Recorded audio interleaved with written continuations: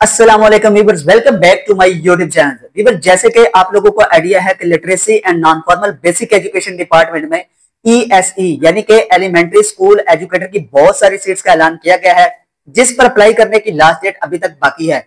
तो जिन कैंडिडेट्स ने अभी तक इस पर अप्लाई नहीं किया तो इसकी लास्ट डेट गुजरने से पहले पहले ही इस पर अप्लाई कर दें।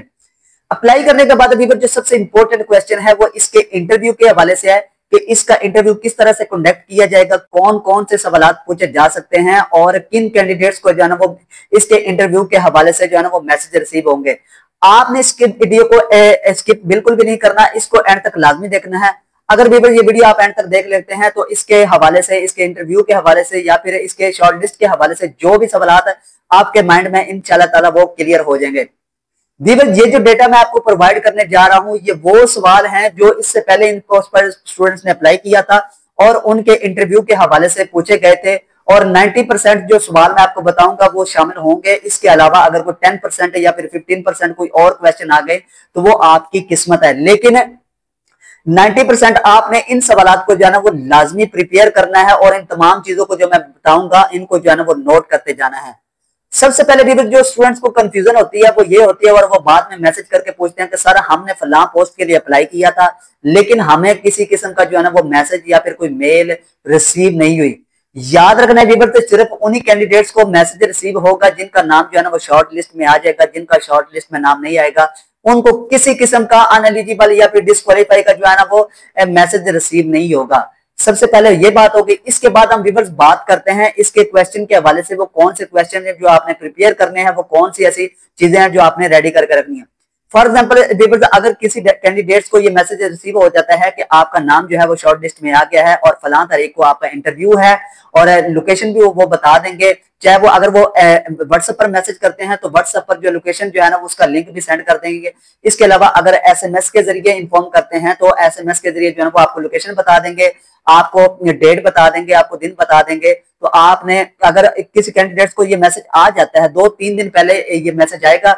अगर ये मैसेज आता है किसी कैंडिडेट्स को तो सबसे पहले उसने अपने ओरिजिनल डॉक्यूमेंट्स को रेडी कर लेना है, जिसमें उसका सीएनआईसी होगा, उसका डोमिसाइल होगा, उसके अलावा उसके एजुकेशनल सर्टिफिकेट्स होंगे, चाहे वो मैट्रिक के हों, एफए के हों, ग्रेजुएशन के हों या फिर मास्टर के हों। इसके साथ साथ आपने ये काम करना है कि इन तमाम के तमाम डॉक्यूमेंट्स की आपने, आपका डोमिसाइल भी होना चाहिए, इन तमाम डॉक्यूमेंट्स की आपने एक कॉपी करवा लेनी है जिसका आपके पास एक सेट होना लाजमी है।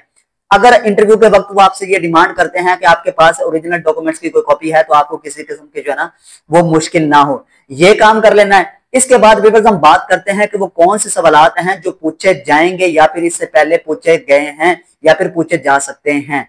सबसे पहले व्यूअर्स वो आपसे अपने इंट्रोडक्शन के हवाले से क्वेश्चन कर सकता है कि आप अपना तारुफ करवाएं। तो जो कैंडिडेट्स जिन्होंने 2 या 3 दफा पहले इंटरव्यू दिया होता है उनको काफी ज्यादा एक्सपीरियंस हो जाता है और उनको पता होता है कि उन्होंने अपना जो है ना वो इंट्रोड्यूस खुद को किस तरह से करवाना है। लेकिन जिन कैंडिडेट्स का ये फर्स्ट अटेम्प्ट है उनके लिए ये वीडियो स्पेशल है कि उन्होंने किस तरह से अपने आप को इंट्रोड्यूस करवाना है।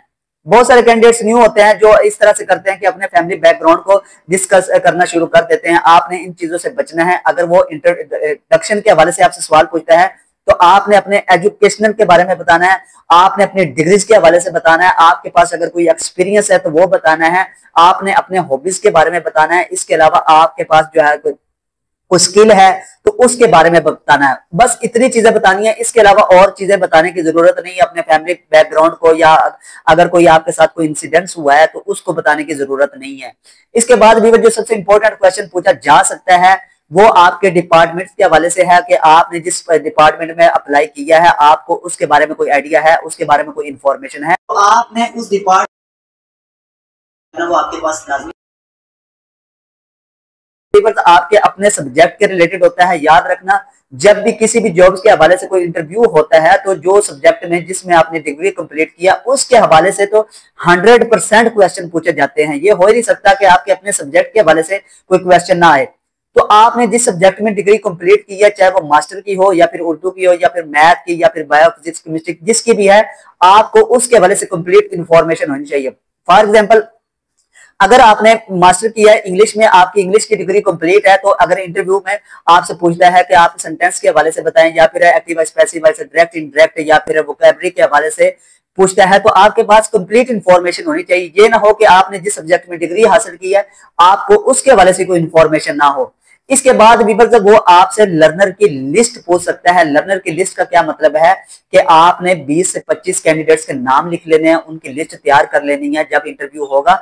अगर वो आपसे डिमांड करता है कि आपके पास जिन कैंडिडेट्स की, जिन लर्नर की कोई लिस्ट है, तो आप उनको दिखा सके कि इतने लर्नर मेरे पास ऑलरेडी मौजूद हैं, उनके नाम लिखे होने चाहिए, उनका डेटा होना चाहिए। तो इसके बाद रिवर्स वो आपसे पूछ सकता है कि आप इस पोस्ट पर एज अ टीचर क्यों काम करना चाहते हैं।